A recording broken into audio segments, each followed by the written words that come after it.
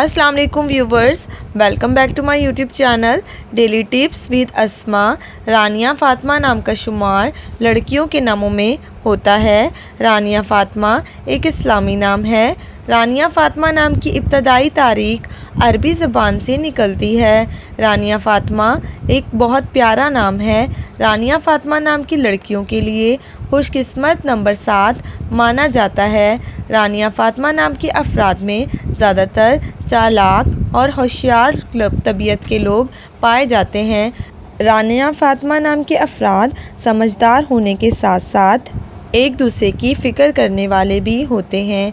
रानिया फ़ातिमा नाम का शुमार इंटरनेट पर सबसे ज़्यादा सर्च होने वाले नामों में से होता है। रानिया फ़ातिमा नाम की लड़कियों के लिए खुशकिस्मत दिनों में इतवार और मंगल का दिन शामिल है।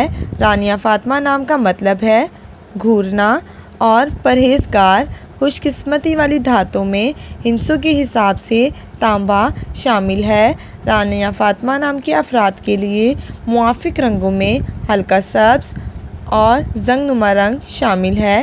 रानिया फ़ातिमा नाम के अफराद के लिए खुशकिस्मत पत्थरों में पुखराज पत्थर शामिल है। फ्रेंड्स, अगर आप किसी नाम का मतलब जानना चाहते हैं तो कमेंट बॉक्स में अपना नाम लिखें। इंशाल्लाह हम आपके नाम की वीडियो ज़रूर बनाएंगे।